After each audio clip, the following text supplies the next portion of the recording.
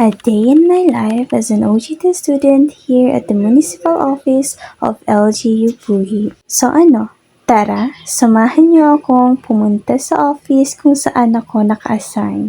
Ang office pala namin ay sa taas at ang katabi namin ay ang library ng LGU Puhi. Handa na ba kayo makinig kung ano ang naging journey ko dito sa office ng PESO? Tara, pasok tayo sa Public Employment Service Office or PESO. Simple na itong office namin pero maganda at maaliwalas. In fairness, may aircon. By the way guys, tatlo pala kayo magkakasama na na-assign dito sa PESO office. At yun ay si George at si Angel na kasakasama ko kahit saan man kami utusan. But anyway, ito na nga.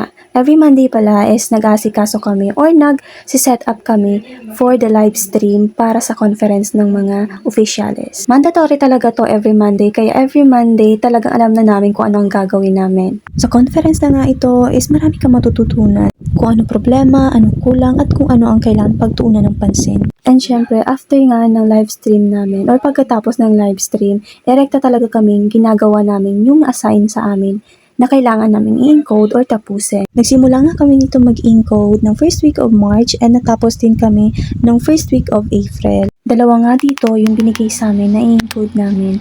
First, yung mga information, data ng kada department, which is ginamitan namin sila ng multimedia. Second is yung sa POPs plan, which is confidential siya.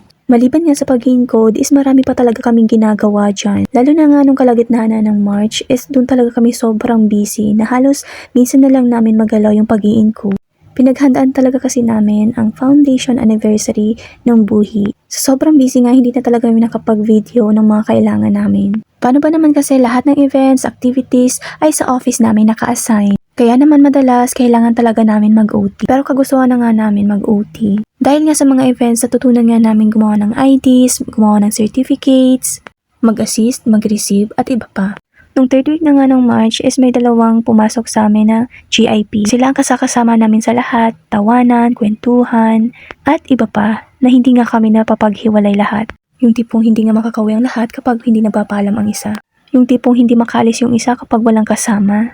Kaya masaya kami na nakasama namin sila at nakilala. Syempre, hindi rin mawawala yung tawanan, kwentuhan, at yung mga vacant day din namin. Yung vacant day nga namin, doon namin ginagawa lahat ng kailangan namin tapusin, gawin, at responsibility din namin. Or responsibility sa kanya-kanya naming buhay.